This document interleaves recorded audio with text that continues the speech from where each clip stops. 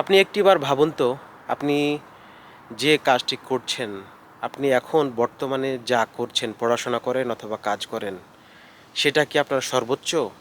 অর্থাৎ আল্লাহ আপনার মধ্যে যে যোগ্যতা দিয়েছে, পটেনশিয়াল দিয়েছে, সে অনুযায়ী কি আপনি আপনার সর্বোচ্চটা দিয়ে এগোতে পারছেন? আপনার সর্বোচ্চ চেষ্টা দিয়ে আপনি কি সেই কাজটি করতে পারছেন? এটা আপনার নিজেকে প্রশ্ন করুন। যদি উত্তর হ্যাঁ হয়, তাহলে বলবো আপনি চরম পরিশ্রমী এবং আপনি আপনার সময়ের, অর্থের, কাজের সঠিক মূল্যায়ন করছেন। আপনার উত্তর যদি হয় না, তাহলে আপনি কিন্তু কিয়ামতের দিন খুব ভালোভাবেই ধরা খেয়ে যাবেন।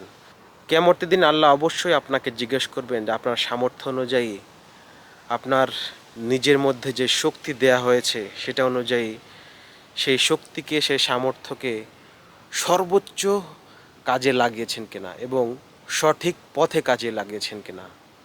কিয়ামতের দিন আপনাকে দেয়া প্রত্যেকটি মুহূর্তের, আপনাকে দেয়া সামর্থ্যের সব কিছুরই জন্য আপনাকে জবাবদিহি করতে হবে। আপনি কি সেটা পারবেন?